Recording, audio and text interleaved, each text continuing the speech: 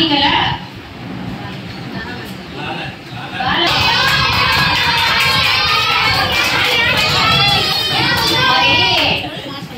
తల్లికి వందనం ఎవరు పడుతుందిరా?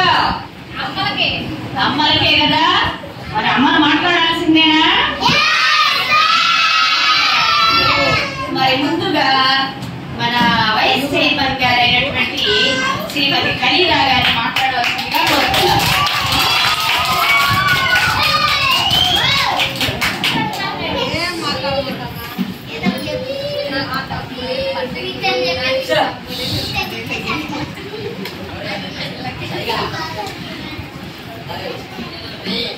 పిల్లలందరికీ స్కూల్కి మళ్ళీ వెళ్తాం. అంటే ఒక నెల 45 రోజులు వరకు బాగా సమ్మర్లో బాగా ఎంజాయ్ చేసి ఉంటారు, బాగా ఎండ తిరిగి ఉంటారు. కానీ స్కూల్కి వచ్చిన తర్వాత బాగా చదువుకోవాలి.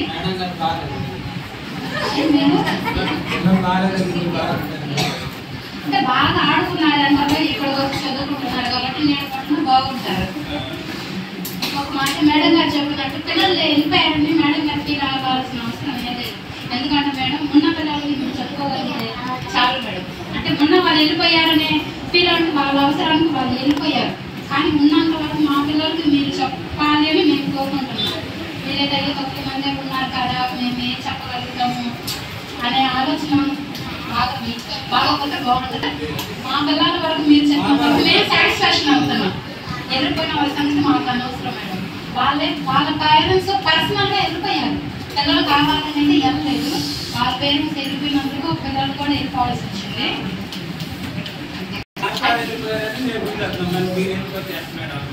అదేగా మేడం, అంత ధైర్యాన్ని మాకు మీరు ఇచ్చారు మేడం. ఫస్ట్ తర్వాత మీకు హెల్త్ ఇష్యూ వచ్చిన తర్వాత మేమైతే చాలా బాధపడ్డాం. నెక్స్ట్ ఇయర్కి ఎవరు వస్తారు, ఏమో ఎలా ఉంటారు, మా పిల్లల్ని బిడ్డలాగా చూసుకున్న వాళ్ళు ఉంటారా వస్తారా లేదా అని మాకైతే చాలా బాధ అనిపించింది.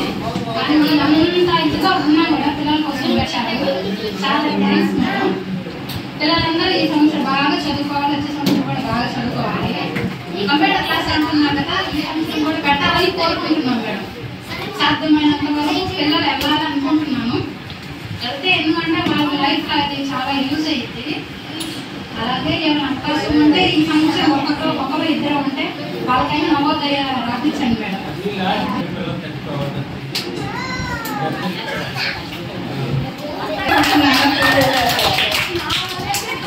అమ్మా మన వైస్ చైర్మన్ గారు ఖలీదా గారు మాట్లాడారు. పిల్లలు తక్కువ ఉన్నారు, వీళ్ళకి తక్కువ విద్య నేర్పుదాము, పిల్లలు ఎక్కువ ఉంటే ఎక్కువ విద్య నేర్పుదాము అనేది ఎప్పుడు కూడా టీచర్ మైండ్ లో ఉండదు. అది కాదు, తక్కువ ఉన్నారు కదా ఉన్నారని మీరు నిరుత్సాహపడిపోయి వీళ్ళకి చెప్పకుండా ఉండటం అలా ఉండదమ్మా. కాదు, మన స్కూల్స్ డెవలప్ అవ్వట్లేదు, అభివృద్ధి చెందట్లేదు. మనం ఇంత చేస్తున్నా కూడా మన స్కూల్స్ అభివృద్ధి చెందట్లేదే అని బాధపడుతున్నాం తప్ప ఇక్కడ మంచి చేస్తున్నాం అనుకున్నారు. కాన్వెంట్ పిల్లలు కూడా మనీ వేయడం అనేది అక్కడ ఒకటి మైనస్ పాయింట్ అయ్యింది. సరే, ఏదేమైనా పరిస్థితులు అలా ఉన్నాయి. అలానే మా పిల్లలకి మేము ఏమి నేర్పుకుంటాము, స్ట్రెంత్ ఉంటే బాగుండు అనుకున్నాము. అలాగే ఖలీదా గారు చెప్పిన ఖలీదా గారికి ధన్యవాదాలు చెప్తున్నాను. నెక్స్ట్ మరి రాజలక్ష్మి గారు మాట్లాడబోయే ముందు మా పిల్లలు తల్లి గురించి ఒక పాట పాడతామని వీళ్ళు అనుకోతున్నారు.